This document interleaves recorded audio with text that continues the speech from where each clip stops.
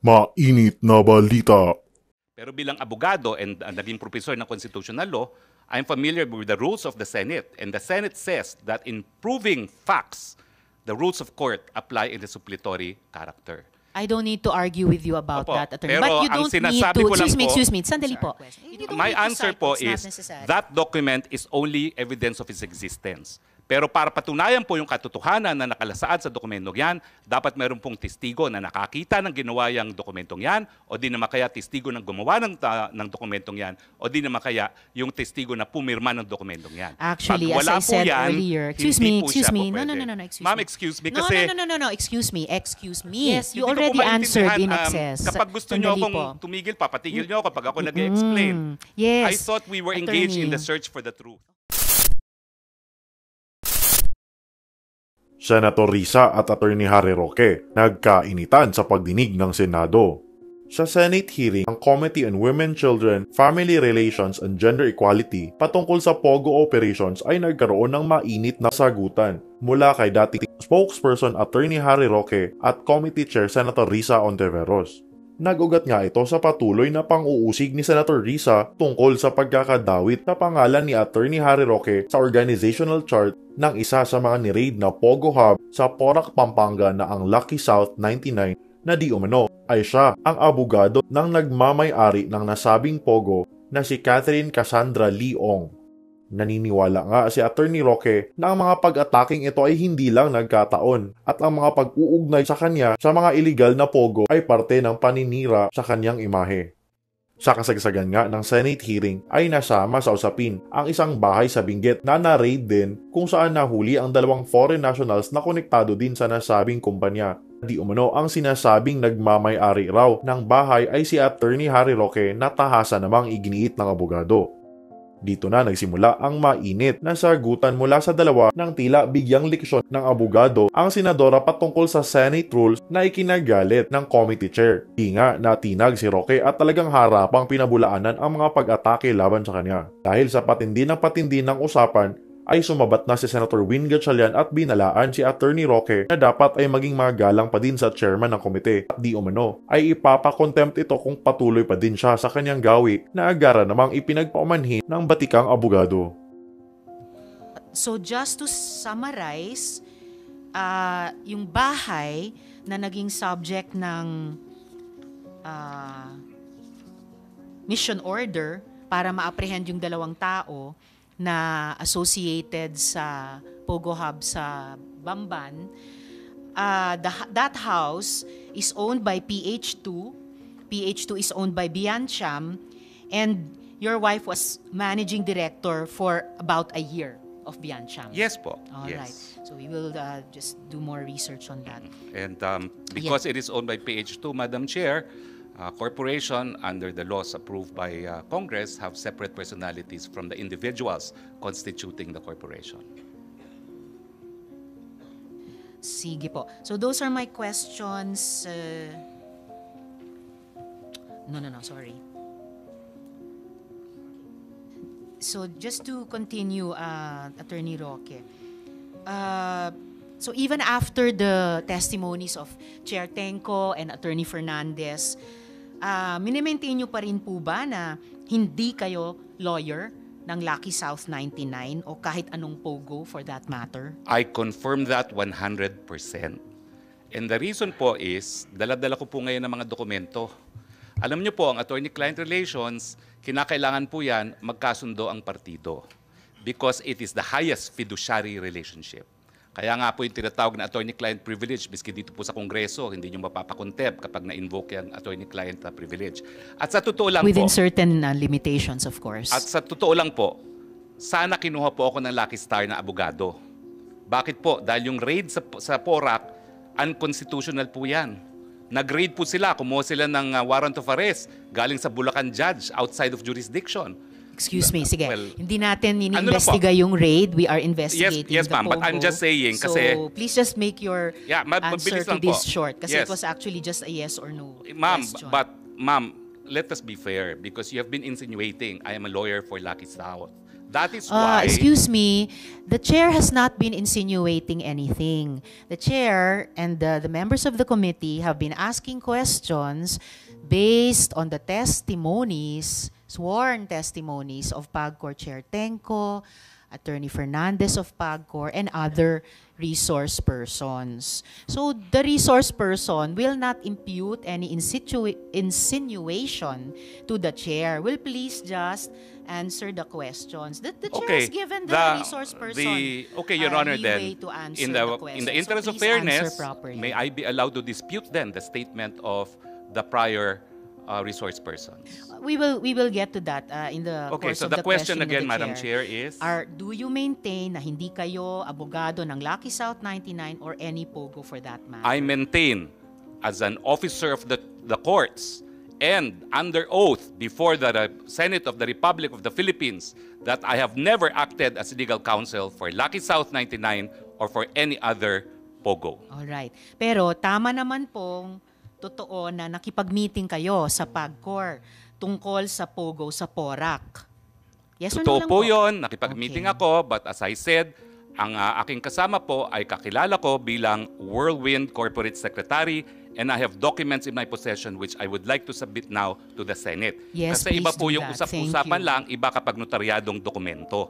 Okay. And definitely, yung pagtestimonya ng ibang mga resource persons ay hindi rin lamang usap-usapan at may mga sinasubmit ding dokumento. Otherwise, the committee would not bother inviting them again and again to Madam, the hearings. Excuse me. I just like to ask the next question.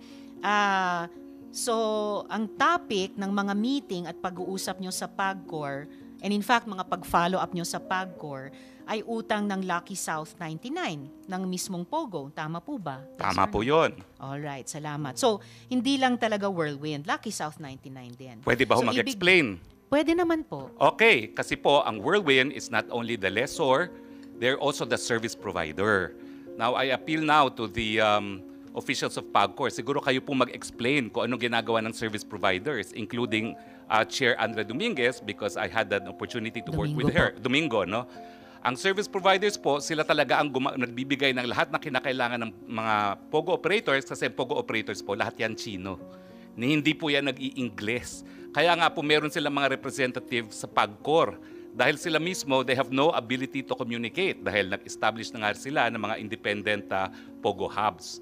So ang pagkakaintindi ko po talaga, trabaho po ng service provider na magbigay ng serbisyo sa kanilang mga kliyente. Alright, Attorney, salamat. The committee will ask further questions sa PAGCOR. Balik na lang po tayo dito sa Lucky South at PAGCOR, no? Ang sabi po nyo, you did not authorize the use of your name in the organizational chart. That was submitted as an official attachment by Lucky South 99 to PAGCOR. Totoo So, kasalanan po yan ni Cassie Linong, tama ba? Hindi po. Kasalanan Hindi. po yan ng kung sinong gumawa. Sino Dahil ang wala gumawa? naman pong establishment. Gumawa po niyan Lucky South. Yes. Dahil sila po nag-a-apply. Na si Cassie Linong ang isang doon. Wala po ang pa boss tayong doon. ebidensya na nagpapakita kung sino nag-submit talaga ng mga dokumento, but PAGCOR can confirm kung sino talaga nag-submit ng mga dokumentong yan. Okay, we will Pero- ask PAGCOR that again later. We asked them before. Basta ang malinaw po sa komite ay yung organizational chart na yan, na may drawing, may box, na legal, na nandun yung pangalan nyo, was one of the official attachments sa submissions ng Lucky South 99 sa PAGCOR. And sabi nyo nga, ang tawag nito, yung obligasyon ng POGO na Lucky Star sa PAGCOR ang pinag-uusapan ninyo sa PAGCOR. So, due diligence, bilang abogado, dun sa mga diskusyong iyon, alam nyo kung ano yung mga dokumentong sinumite, alam nyo yung mga official attachments na nakalagay doon. Did you confront Cassie Linong about this? Or kinasuhan nyo ba siya na kung bakit nandun yung pangalan nyo sa organizational chart? Madam, nagagalit po kayo dahil sinasabi nyo, binibigay ko ng mga salita ang inyong bibig. Pero right now, Hindi you naman already ako assume... nagagalit. Sinasabi ko lang wag nyong gawin Oo, yun. pero ngayon po, sinabi nyo, you again insinuated that I had anything to do with the document. Ayan nga po sinasabi ko. As far as I know po, Attorney, please stop using that offensive verb insinuating. I am a very plain speaker. Okay, I'm Pwede sorry. Nyo lang, it's all right. Pwede Okay. nyo lang sabihin mali yung fact na Mali po. sinasite, tinatanggi Oo. nyo yung sinabi ng ibang resource person. 4 na taon na pong itong investigasyon. Halos wala na pong nag-insinuate kasi dire-diretso na pong mag-usap. Okay, so please tell the committee, kinonfront nyo ba si Cassie Linong or kinasuhan nyo ba siya? Bakit nandyan yung pangalan nyo sa organization? well, unang-una po, nalaman ko lang na nandun ang aking pangalan nung nag-hearing po last time dito na sinabi ni Chairman Altenco. Pero bilang abogado and naging professor ng constitutional law, I'm familiar with the rules of the Senate. And the Senate says that in proving facts, the rules of court apply in the suppletory character. I don't need to argue with you about Opo, that, attorney. pero But you ang don't need sinasabi to, ko lang po- excuse me, sandali po. You don't need to tell the committee what the rules of the Senate Well, are. I'm just Please citing just po. answer our question. You don't My need to answer cite po what's not is necessary. that document is only evidence of its existence. Pero para patunayan po yung katotohanan na nakalasaad sa dokumentong yan, dapat meron pong testigo na nakakita ng ginawa yung dokumentong yan o di naman kaya testigo ng gumawa ng dokumentong yan o di naman kaya yung testigo na pumirma ng dokumentong yan. Actually, Pag as wala I po said yan, earlier, excuse hindi me, po excuse siya me. po No, pwede. excuse Ma'am, me. excuse me No, kasi no, excuse me, Attorney Roque. I'm sorry, madam, but Yes, I am a it's all resource right. person invited. Yes, you are. I was Wait. asked Let me to finish. answer. Yes, you Hindi ko po already answered in maintindihan, excess. Kapag gusto niyo Sandali akong po. tumigil, papatigil niyo ako kapag ako nag-explain. Yes. I thought we were engaged in Attorney. the search for the truth. Oh, definitely we are. Attorney Roque, what I am Chair, saying, Madam yes, Chair. and Sherwin. Attorney Roque, please be reminded to respect the chairperson. I'm very respectful, Madam Chair. Paano respectful na nagsasalita siya, sinasabayan mo siya? I apologize, Senator Gatchalian. One more, I and apologize. I will cite you in contempt. And if you disrespect the chairperson, we'll be compelled to cite you in contempt. I understand and I apologize. Mo naman Your Honor. sabayan siya, nagsasalita siya, siya ang chairperson. Okay, Your Honor. I understand. I apologize. Salamat, Sen Sherwin. At salamat, Attorney Roque, sa apology nyo kay Sen Sherwin. All I'm saying is, there is no need for any resource person to cite the rules of the Senate to a Senate committee. We know that. So please just answer the questions which are being asked of each resource person at length with an embarrassment of time para masagot nyo yung mga tanong. But please stick to the topics and do not lecture a Senate committee about the rules of the Senate committee. We know that. We correct ourselves kapag lumalabag kami doon. So, I suppose your answer is hindi kayo nagreklamo kay Cassie Leong at hindi nyo siya kinasuhan kung bakit nandun yung pangalan nyo sa chart. As I said, Madam, nalaman ko lang po yung pangalan ko nasa chart during the last hearing. Ang sinasabi ko po under oath as an officer of the court, hindi ko po inauthorize ang paglagay ng pangalan ko doon. Wala pong kinalaman sa paggawa ng dokumentong yan at wala pong kahit anong testimonya sa kahit sino na gumawa ng testimonya na nagsasabi na pumayag po ako. And I deny that under oath. All right. And sa interview nyo naman po kina Ted Filon at DJ Chacha, inamin nyo, quote, dinulog sa akin yung problema ni Cassie yung nangyari sa Lucky South. So mula mismo sa bibig ninyo, interes ng mismong Pogo ang miniting at fina-follow up nyo o inaareglo sa PAGCOR. Kasi nga po, si Cassie ay service provider ng Lucky South. So gaya po ng sinagot din ni Dennis Cunanan, pag may problema ang Lucky South, tumatawag sila doon sa mga tao na tutulungan sila dahil hindi nga po nag-i-English yung mga yan. Okay. So but, whether service provider o ano pa man, dinulog nyo yung problema ni Miss Cassie Leong at ng Lucky South na isang Pogo, idinulog nyo sa PAGCOR. Dinulog ko po dahil pinakiusapan po ako nung service provider. Dahil wala po akong kahit sinong kakilala sa Lucky South. Well, kilala nyo si Cassie Leong, siya, Lucky South po siya. Ay hindi ko po siya kakilala as Lucky South dahil ito po mga dokumento nagpapakita na siya ay pumirma sa mga pleadings na ginawa ko nung ako po'y retain mga 2 weeks after that meeting para sa kasong ejectment. Kaya nga po paulit-ulit ako, hindi po nagtagal matapos yung meeting na yon, dinulog po sa akin itong mga kaso. At 3 kaso po yan at lahat po ito ngayon isusumitin ko sa ating komite Salamat. na nagpapatunay po na ang aking kliyente sa mga kasong ito ay Will Win at ang pumirma po ay si Cassie Ong bilang Corporate Secretary. Madam, I'm now turning over these documents, and this consists of number 1, ad cautelam motion to quash or recall writ of execution filed before Branch 114 of the Regional Trial Court of Angeles City, omnibus motion, first manifestation, entry of appearance, and second manifestation, remand of the case to MTC, filed before the Municipal Trial Court of Porac, Pampanga, both of which contain the filing with our consent by one Catherine Cassandra L. Ong, Corporate Secretary, Whirlwind Corporation. No?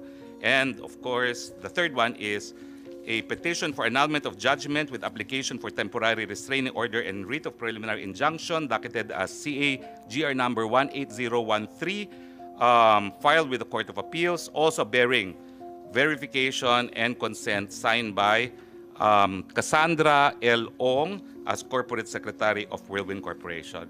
Salamat, May I submit Attorney. these Yes, documents to the COMSEC, paki-receive kay Attorney Corporate Roque. Secretary, Your Honor. To the Committee Secretary. Yes, thank you. I to the Committee Secretary. Yes. Speaking of Cassie Leong again, in contact po ba kayo sa kanya? Baka naman pwede niyong sabihan siya na mag-show up na dito. I will advise her to show up dahil kinakailangan talaga, especially to prove kung ano talaga yung reklamo niya kay Mr. Dennis Cunanan. Salamat. At kung nasa Singapore na siya, malapit lang naman mag-fly back. Ngayon, Attorney, Lucky South has had issues of criminality and illegal activity since 2021, and yet pinacilitate nyo itong problem-solving session sa PAGCOR. Bakit Ma'am, po? ang totoo po dyan ay, again, PAGCOR should be the one to clarify this. Yung na-in-trouble po dyan is a sub-licensee. Dahil tinanong ko po si Cassie dyan. Yung panahon po na meron pang sub-licensee at mother's title po, mother license ang Lucky South, ang na-in-trouble po dyan ay hindi po doon sa Porac. Doon po siya sa Friendship Highway. So it is a Saan po yun? sub-licensee. Anong pangalan at Ang Friendship saan? Highway po ay, it's also in Angeles City, no? Not in Porac anymore. Pero yan pong na-raid is not the Porac facility. It is a different location, a sub-licensee of Lucky Ano South. pong pangalan ng sub-licensee? Ay pareho naman po lahat yan eh. And the PAGCOR officials can confirm this. So it's also Lucky South 99? Well, because ginagamit po nila yung lisensya dahil nung unang panahon, allowed po ang mga sub-licensee at nandiyan naman po ang past and present leadership ng PAGCOR. Kaya hindi po naapektuhan ang operation ng Lucky South dahil na-establish naman na hindi po yung Lucky South na nag-ooperate sa Porac ang may pagkakasala dun sa raid na yon. Well, definitely the committee will get back to the current PAGCOR chair dahil napaka-unequivocal yung pagkasabi na Lucky South 99 mismo ang may problema. Okay, so Attorney, so ayaw nyo mang amining, abogado kayo ng Pogo, malinaw na abogado naman kayo ng taga-areglo ng Pogo. So, Pwede bukod naman pa po dyan, yan. excuse me, Attorney, sandali po. Bukod pa dyan, ang pag-areglong ginawa nyo sa PAGCOR, nangyari noong 2023. Pero gaya ng nabanggit ko kanina, noong 2022 pa lang, ni-raid na ang Lucky South 99 dahil sa human trafficking. At hindi po isang sub-licensee ng Lucky South sa Friendship Highway o kahit saan pa man, but yung Lucky South dun sa Porac.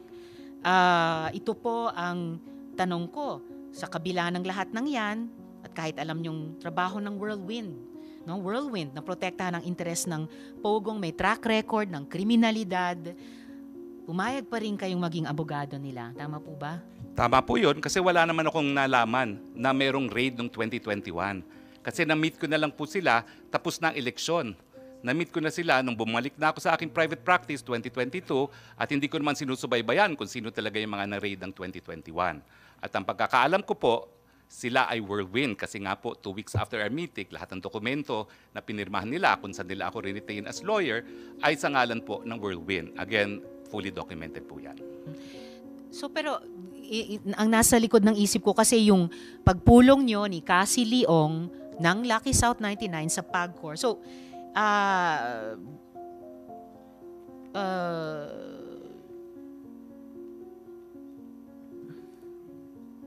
inaamin nyo po ba na ang pag-areglo nyo sa PAGCOR ay para sa Lucky South 99 at hindi para sa Whirlwind lamang. Hindi po. Ang aking tinulungan po ay Whirlwind. Kasi noong nga panahon po yan, hindi ko nga po kakilalang Whirlwind bilang isang kliyente. Kakilala ko po sila dahil iniinganyo ko sila mag-invest sa mga energy projects. So yung pagsama ko po sa kanila, well, if we go by the Supreme Court definition of attorney-client, yes, mayroon pong attorney-client relation, pero it was more of an accommodation. Wala po kami engagement, hindi po ako bayad doon. Nagkaroon lang kami ng engagement 2 weeks after dahil nga po dito sa ejectment case na nangyari. So kumbaga, that was part and parcel of my effort to entice them to invest into projects that I'm pushing for renewable energy dyan sa Cebu. At in a time span po of mga 1 year, talaga namang pong, well, frustrated po ako dahil hindi ko rin sila nainganyo. But ang naging suma total po, naging tutor nila ako for renewable energy. At ang desisyon nila, bago ang pangyayari ng lahat, ay sila magde-develop ng sarili nilang solar farm at magtatayo pa di umano ng isang integrated solar panel manufacturing facility. No? So medyo nainis po talaga ako doon dahil nga ang dami kong oras na ginugol, pero pampalubag loob, ang sabi naman ng Whirlwind, bibigyan ka namin ng shares, founder shares, dahil ikaw ang tutor namin dito sa negosyong ito. Salamat, Attorney. Yun lang yung mga tanong ko sa inyo ngayong araw. But please stay because I'm sure my colleagues will have questions for you. Salamat din po, and again, I apologize. Alam niyo naman po, init ng damdamin. Kasi kung makikita niyo po yung release ng PAGCOR, abay ako dahil naglabi para sa illegal na logo. Hindi naman po yan ang sinabi ni Altenco. I appreciate it, Mr. Altenco. Pero dapat naman po, call your attention of your PR department na nag-issue ng press release. Kasi yung hindi nila pong pinangalanan kung sino yon, parang showbiz, talaga pong sinabi nila na mayroong ex-cabinet member na nag-intercede para sa lisensya sa isang illegal pogo. Hindi naman po talaga yung pangyari. And I appreciate that you said the truth before this committee. Alright, salamat, Attorney. Yung mga side discussions on the side na lamang po. Alright, salamat po. Back to Attorney Roque. Can I Yes, confirm, can I confirm lang po na your wife, Ms. Myla Roque, is the managing director of Biancham since 2015, ayon sa annual report ng Pag-ibig. Well, she was with Pag-ibig and she was managing director of Biancham, but she resigned. She resigned. When po? I cannot remember exactly when, but as I said, we filed an application to be part of the AFAB property and we appended a feasibility study. Meron pong malicious report sa media making it appear na yun ang kinikita na namin. Yan po ay feasibility study. The requirement po yan ng AFAB kung kayo po ay mag-apply para maging kabahagi ng teritoryo ng AFAB. So dahil po doon, ayaw ng misis ko yung ganyang mga kontrobersiya, sabi po niya, I want out. At kaya nga po, ang nangyari po dyan, talagang nag-withdraw din kami doon sa project na yan because my wife said, I really want out. I want my privacy. No? At yan po ang dahilan kung bakit nagkaroon po ng change of ownership. At yan din po ang dahilan kung bakit recently, we are now taking moves to reclaim Biancham. No? Except that my wife really says, I want out. And that's also why we are contemplating even a separation of property para malinaw na hindi siya mai-involve sa aking mga business undertakings. The decision was made also because we had business reversals in a solar project kung saan doon ko po iniinganyo yung Whirlwind company, no? And we lost a substantial amount of money in that business transaction. All right. Hanggang kailan managing partner yung asawa nyo sa Biancham? Sandali lang po yan Because yung investment po namin dyan sa First Bataan actually, and that was the controversy, was before I became congressman. And the controversy came out when I was a newly elected congressman, and that's when she verbalized that she wanted out dahil ayaw niya Anong taon po yun nung naging rep Siguro kayo? 2016 po ako naging rep dahil nanalo po ako nung 2016 elections. So she would have been managing partner for at least 1 year, from 1 year 2015 lang po to yan, 2016. hindi po nagtagal siya because she really wanted out. In fact, she wanted out of all my business transactions because gusto po niya maging pribadong individual. All right. But gaya ng ipinakita kong articles of incorporation, list of incorporators kanina kay Mr. De La Serna, may incorporators na nakalagay doon, isa rin po si Ms. Myla Roque. Yes, that's what the document says po. Hindi po yan dinideny. So just to summarize, yung house,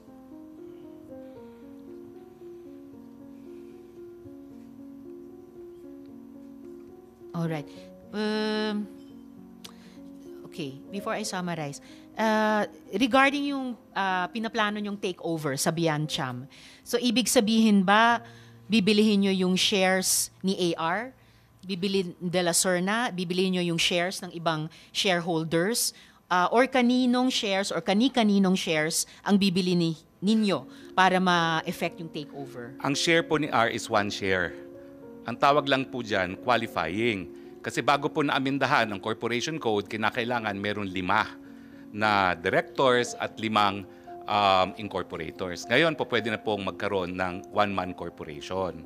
So kaya po yung mga nakalagay po dyan na 1 shareholder lamang, they are what is known as qualifying shares para makumpleto yung 5. Now, ang nangyari po kasi dyan is dahil we were also applying for an AFAB accreditation, and at that time sa Kongreso po, nagkaring malaking issue yung pag-aari ni Congressman Florendo sa Tadeco, minabuti na rin po namin na lumabas muna doon sa investment sa Bataan.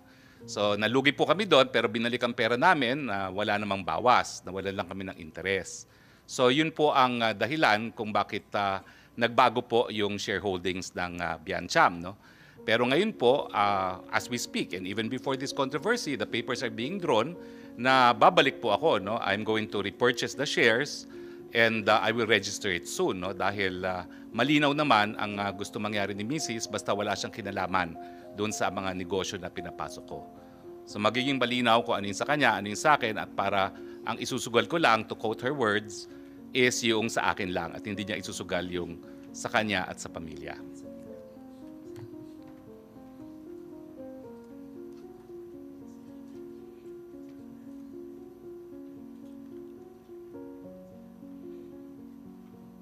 So, ibig sabihin po, i-buy out nyo sina Mr. De La Serna at yung iba pang shareholders para maging one-person corporation na yung Biancham sa inyo na po. Well, actually, napirmahan na po nila lahat ang mga dokumento, no, papunta sa akin, pero hindi pa po kami nagdonotaryo kasi inaayos pa. No? So, hindi naman po one-man corporation yan dahil sa totoo lang, kukuha rin po ako ng mga partners. So magkakaroon din po kami ng reallocation pero mangyayari po ay babalik talaga po ako dyan. Contempt citation ng We komite. can ask Attorney Roque, do you know the whereabouts of Cassandra Leong? Your Honor, I'm here as a resource person because Yes, there's attorney, a but please consistent... answer the question of the SP Pro Tem. I am, Your Honor, answering the question. Thank you. I am here because I am a resource person. I am being linked to POGOs, which I have denied. Now, I lawyer for Whirlwind, represented by Cassie Ong. I have all the documents to prove entry of appearances in all the court hearings, including verification signed by Cassie Ong as Corporate Secretary of Whirlwind. I do not have any contact with Cassie Ong now because my engagement is only on the ejectment case so far. There was an attempt to retain me for the raid on a residential house in Porac. However, I have not received the board director certificate authorizing me to be counseled there. So I'm only here to talk about myself and to defend myself against allegations that I pogoed against illegal pogos. All right. Thank you. Thank you, Secretary Roque. Therefore, I move, kasi lumalabas kasi may nag-interview ang may-ari daw ng bahay, si Secretary Roque. Secretary Roque, if I may, sa inyo ba yung bahay na yun? Well, una po, magandang umaga po kay Senate President Pro Tempore, kay Madam Chairperson, Senator Antiveros, and kay Senator Gatchalian at sa lahat ng mga bisita rito. Now, ang bahay po na tinutukoy nyo sa Tuba Benguet ay rehistrado sa isang korporasyon.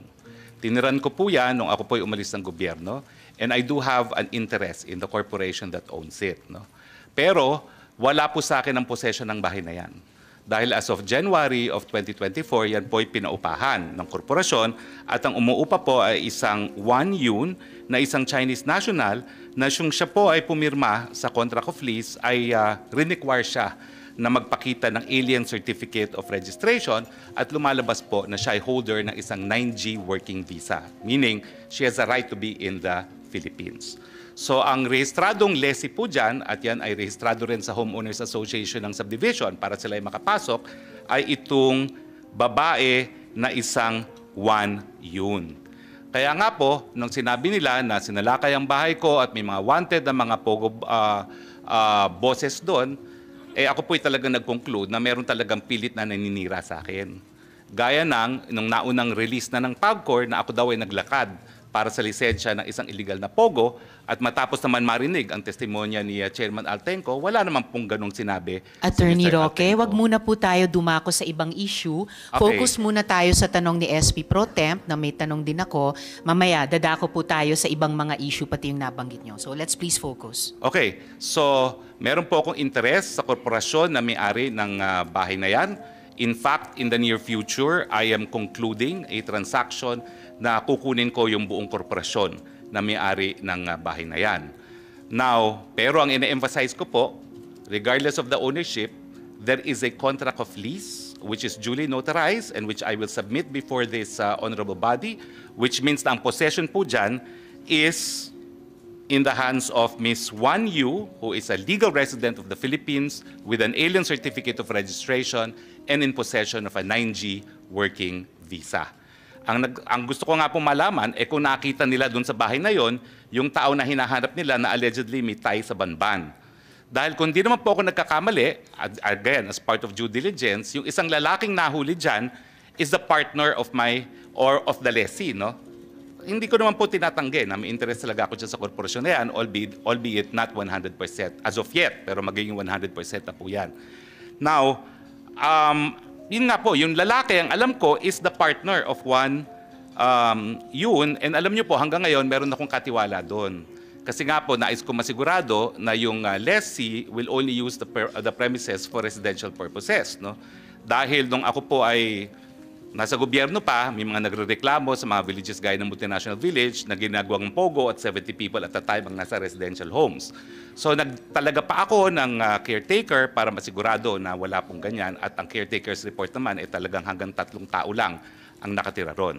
Ang question po is, yun nga po, kung yung lalaking nahuli ay siyang merong tie sa Banban at dahil ang alam ko po, nag-due diligence din naman kami kung sino yung lalaking yon, partner yon nung aking lessee, but gentleman of leisure po yun eh. Ang sinasabi nung aking katiwala, hindi naman umaalis ng bahay, golf lang ng golf kasi may golf course po dyan at nang tinanong namin minsan ano ba ang trabaho niya, sabi niya he is a digital nomad, no? Cryptocurrency. No? So nais ko po makita talaga kung ano yung ebidensya na yung lalaking yon ay involved sa Banban dahil kung hindi naman po, talagang meron pong concerted effort na iling ako dito sa mga pogo no? Na akin namang itinatanggi po. Maraming salamat po.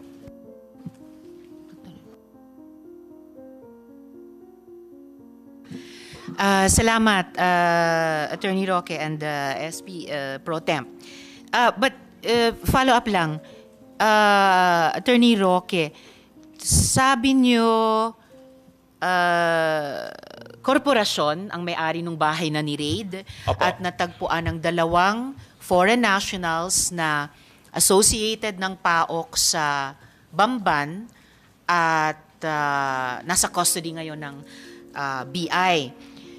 Sabi nyo sa ano yan, sa korporasyon. But you also, nung nagsalita kayo kanina, you also referred to it as bahay ko. Well, I do not deny po na I have an interest in the corporation. Hindi ko po dinideny yun. In fact, Aling korporasyon po iyan? ang pangalan po ata is PH2. Hindi ko maalala, no? PH2. PH2. Pero wait a minute. Dapat maalala nyo po. Well, you intend to mahaba po yung pangalan. procure 100% ownership Anyway, of it. maya-maya po, PH2. darating po What yung... does PH2 stand for Well, po? ano po yan eh? That's the location of the address of the house. Okay, anyway, maya-maya po... PH2, why? What's the whole address parang po of the phase house? 2, block number, gano'n. Okay, no? phase 2. Pero maya-maya po, nagpakuha ko ng contract of lease para ipakita rito sa komite na ito, no? Na, And sa ngayon po, kayo ang majority shareholder ng PH2? sa ngayon po, hindi. Hindi. Pero Anong kami percentage po, ang, ng ownership nyo? Ay, nako, nominal lang po ako ngayon. No? 10%, 20%? Well, ngayon po lumalabas, ano lang ako, nag-subscribe lang po ako when it was incorporated, no? At sino po yung majority shareholder sa Ang majority is another corporation PH2? po. Another What is that corporation. other corporation? It's Biancham Holdings po. Ano pong pangalan? Biancham Holdings. Biancham Holdings. Holding, BIAN, CHAM.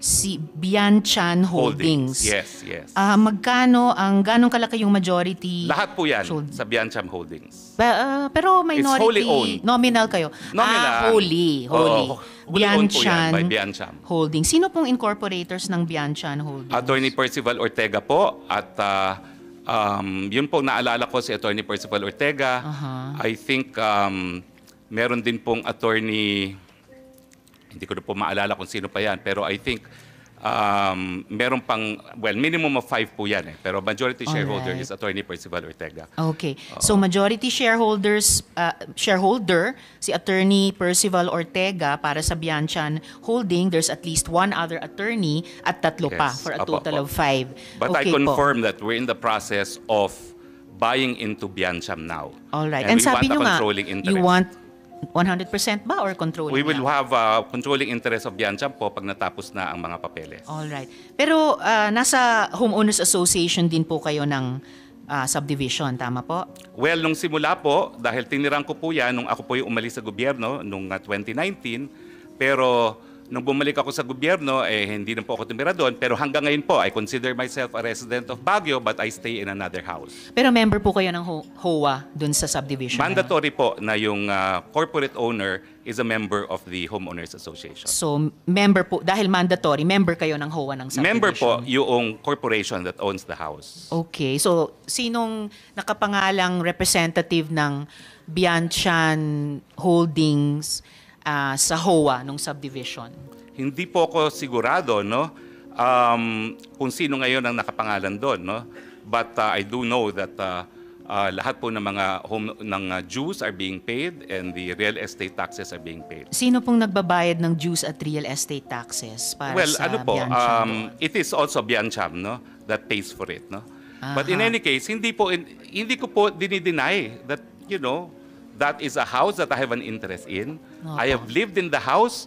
Ang sinasabi ko lang po, pinaupahan po yan and possession is now with the lessee. For the record, yung Bianchan Holdings, nabalita po dati na may partnership sa First Mariveles Holdings Corp. O FBMHC na nag-apply for POGO license dati. Hindi po. Maaring, no. I deny It's, that. I deny that. You deny it. Okay. Yes, ang Well, we will ask application the po is proper... AFAB. Oo. It's the Freeport Authority of Bataan. Okay. It We is will not ask with that. PAGCOR. All right. We will ask that sa present and possibly past PAGCOR chairs later. Wala po yung application at all with PAGCOR. Yes, well noted yung denial nyo. Itatanong. Pero POGO po siya. Hindi po. Hindi rin That's siya a real POGO. estate development company Real na estate. nag-apply po for accreditation sa AFAB pero hindi na po Okay. na-pursue. Okay, we will ask that of AFAB po. No. The chair will say who we will ask that from. We will ask that from PAGCOR and if necessary, invite AFAB to the next hearing if necessary. Pero itatanong muna natin sa PAGCOR mamaya. So, attorney, wala po kayong possession ng bahay pero may supervision dahil may bantay po May kayo bantay doon. Okay po. Alright, salamat. So just to continue with, salamat Attorney Roque. Just to continue with the